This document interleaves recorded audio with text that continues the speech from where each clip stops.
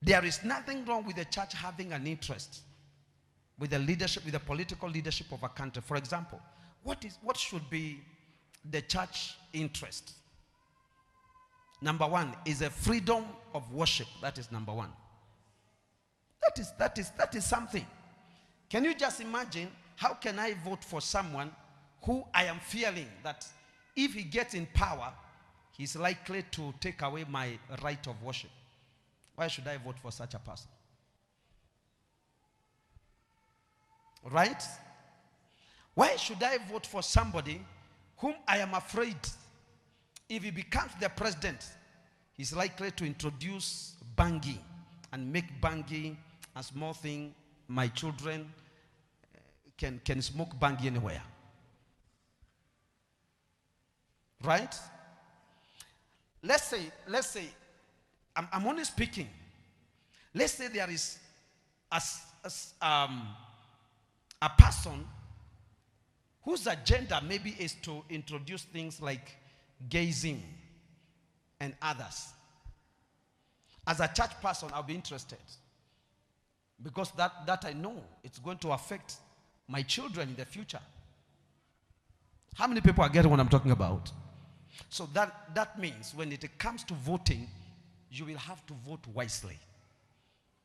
Number two, don't just follow what the media is saying of any candidate.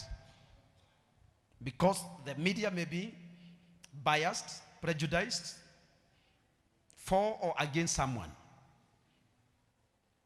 You can do your own due diligence. In fact, you can even listen to God telling you something. A matter like this, God can even tell you something about someone. If God tells you about where to take your child to school,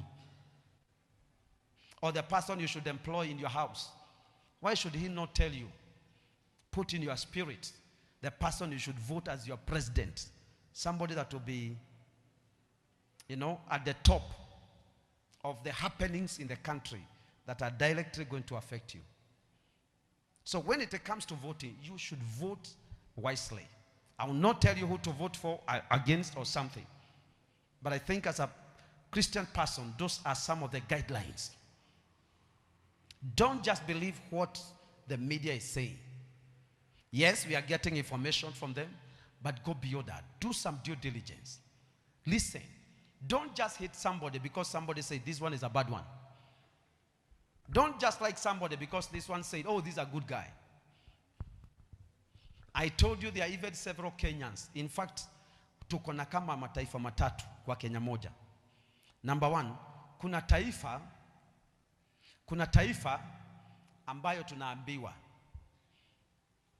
Unaona ile tunaonyeshagwa na watu wa television. Kuna taifa hiyo ni taifa moja. Kenya inakaa namna hii vile tunaona kwa television na media. Kuna Kenya ingine hapo. Naona kuna ingine vile ile mambo ambayo the Kenya that iko hidden. Unaona ambayo iko na njia nyingine. Ukitafuta kidogo utaipata. Alafu sasa kuna the real Kenya that is known by very few people. Very few. Lakini kuna ingine hapo katikati.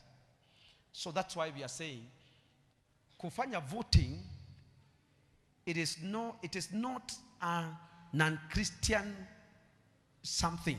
Ati mimi sijari yule yote ataingia. Hapana, unastahili kujari. Kwa sababu umeomba. Are we getting that? Having said that, so let's be prepared. On 9, be ready to vote. Of course, we as Christians, we are not supposed to cause chaos.